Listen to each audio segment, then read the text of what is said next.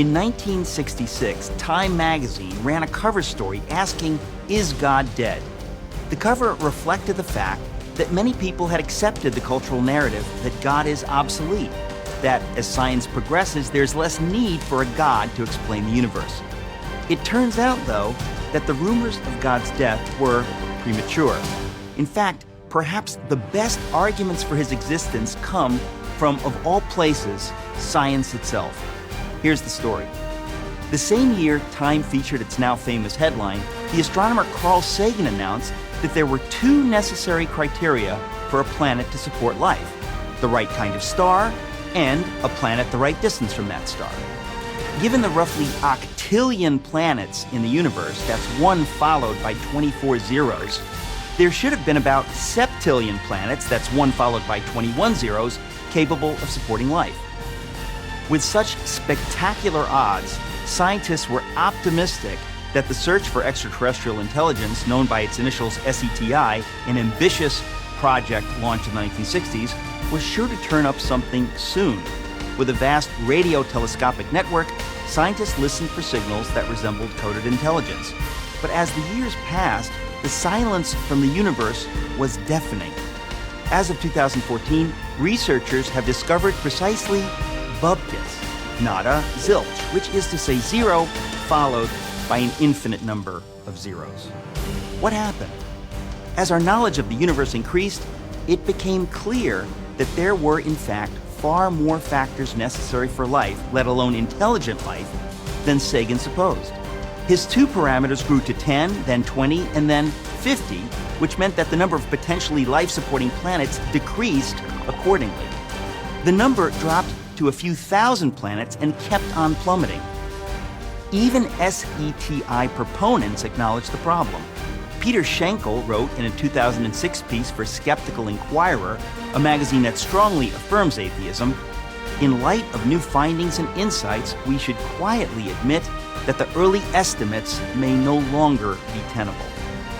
Today, there are more than 200 known parameters necessary for a planet to support life, every single one of which must be perfectly met or the whole thing falls apart. For example, without a massive gravity-rich planet like Jupiter nearby to draw away asteroids, Earth would be more like an interstellar dartboard than the verdant orb that it is. Simply put, the odds against life in the universe are astonishing. Yet, here we are, not only existing, but talking about existing. What can account for it?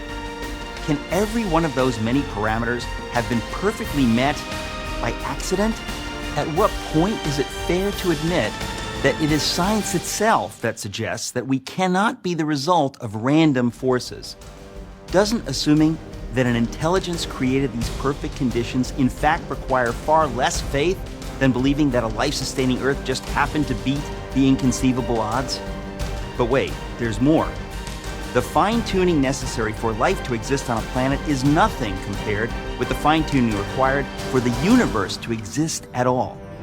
For example, astrophysicists now know that the values of the four fundamental forces, gravity, the electromagnetic force, and the strong and weak nuclear forces, were determined less than 1/1,000,000th of a second after the Big Bang. Alter any one of these four values ever so slightly, and the universe as we know it could not exist. For instance, if the ratio between the strong nuclear force and the electromagnetic force had been off by the tiniest fraction of the tiniest inconceivable fraction, then no stars could have formed at all.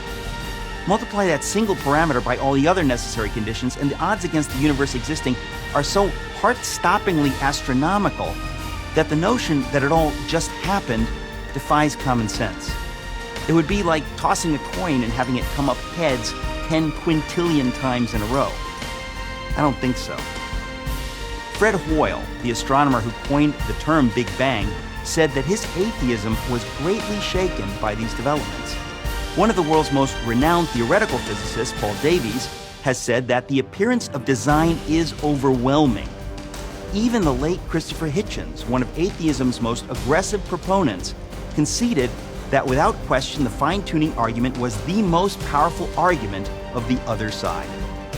Oxford University professor of mathematics, Dr. John Lennox, has said, the more we get to know about our universe, the more the hypothesis that there is a creator gains in credibility as the best explanation of why we are here. The greatest miracle of all time is the universe. It is the miracle of all miracles, one that inescapably points to something or someone beyond itself. I'm Eric Metaxes for Prague University.